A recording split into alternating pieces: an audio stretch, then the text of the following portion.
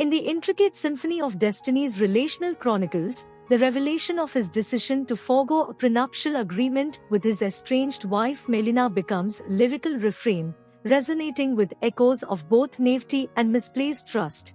Take Rollo on his offer to talk to him? Absolutely not. Why didn't you do a prenup? Why didn't I do a prenuptial agreement? A little bit of naivety, a little bit of I make so much money if somebody takes a few million from me, whatever, fuck it.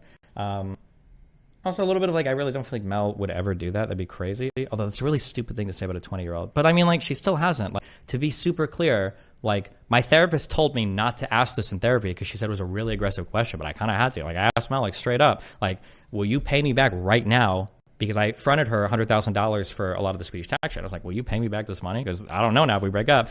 Will you pay me retroactively your half of the back rent on this apartment, because now it feels weird that like you haven't ever blah blah blah, and then will you sign a postnuptial agreement to just in case if we do divorce in the future, if we try again or blah blah blah, like to protect my shit or whatever. And on every single one of these, Mel was like, yeah, sure, I'll do that. Yeah, it's fine. Like, she didn't fight, she didn't argue, she didn't like always like. I don't think she's the kind of person to ever be like a gold digger or money. I know that like that's the red pill perception of it, but like again, like these guys don't understand anything about relationships, or they only talk to gold diggers, I guess. Yeah, yeah. So that was yeah.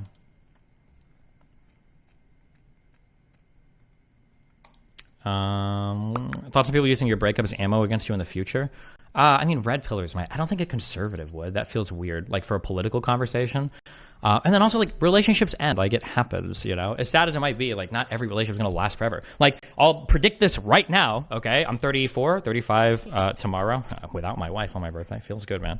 I'll probably get into another relationship. It will probably be an open relationship, and it will also probably end at some point, because I don't know if the next person I start dating is going to be like the person I'm with, or it'll happen. And then when it happens, people will run through, depending on how alive or dead the river is, the same way. It was like, oh, yeah, because it's open and blah, blah, blah, blah, blah. Like, that's life, you know? Sometimes you try, it doesn't work. What are you going to do, you know?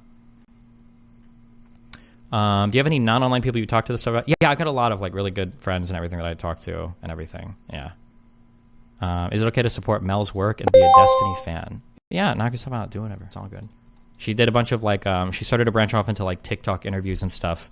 That a lot of it, she like works pretty closely with the editor and stuff. I think the new stuff she's working on there, I think is actually pretty good. Probably more aligned with what she wants to do than just like streaming anyway. So, XQC said you ignored his messages. Yeah, I got like a 50 million messages from people. I ignored most of them. So yeah. Destiny, much like a pawn on the grand chessboard of love, confesses to a strategic misstep. A decision influenced by the belief that Melina, like a paragon of virtue, would never venture into the labyrinth of financial acrimony. It's a narrative underscored by the ancient wisdom encapsulated in the proverb, "Trust not a horse's heel nor a dog's tooth."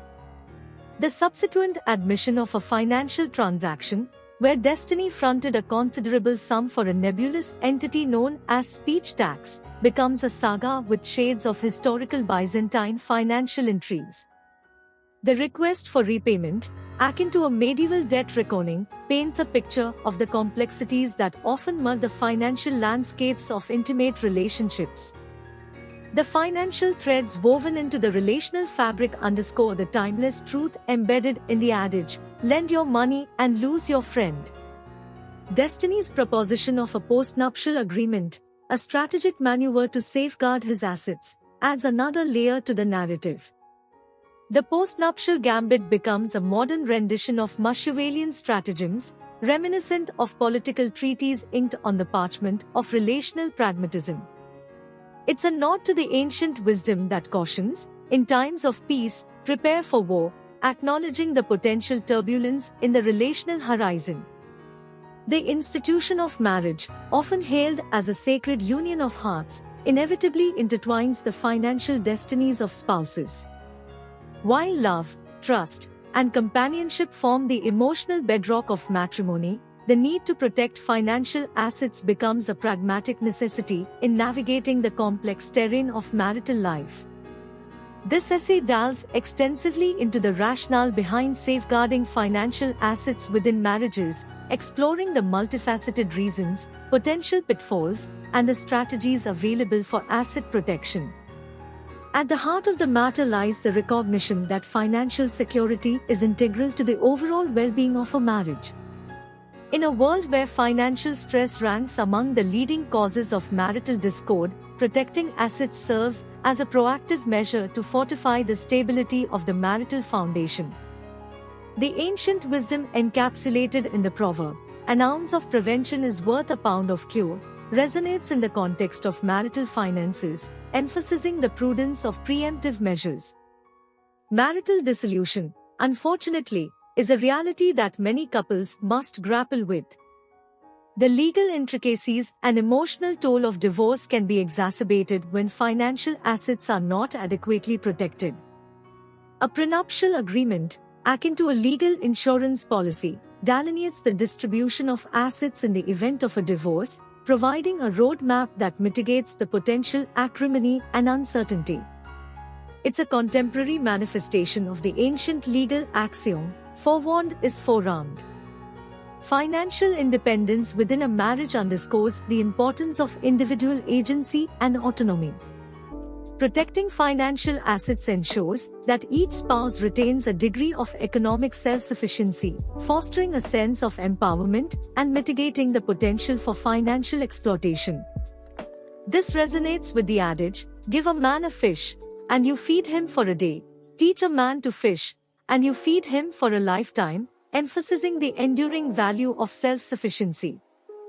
The rise of blended families, where individuals bring financial baggage from previous relationships, amplifies the need for asset protection. In such scenarios, prenuptial or postnuptial agreements serve as invaluable tools for delineating the financial responsibilities and entitlements of each spouse. It's a pragmatic acknowledgement of the complexities inherent in modern family structures, echoing the wisdom that cautions, "A stitch in time saves nine." Entrepreneurship and business ventures add an additional layer of complexity to marital finances. The fruits of individual labor and entrepreneurial endeavors necessitate protective measures to shield assets from potential business risks or legal entanglements. Trusts, corporate structures, or business agreements become the legal armor, safeguarding marital assets from the unpredictable tides of the business landscape. It's a strategic move reminiscent of military tactics that seek to fortify positions before the onslaught of potential adversaries. Melina's compliance with Destiny's financial requests, devoid of resistance, challenges the trope of the gold-digging succubus often portrayed in the annals of relationship dramas. Destiny, much like an impartial arbiter of truth, dispels the notion of financial motivations, complicating the narrative with shades of grey.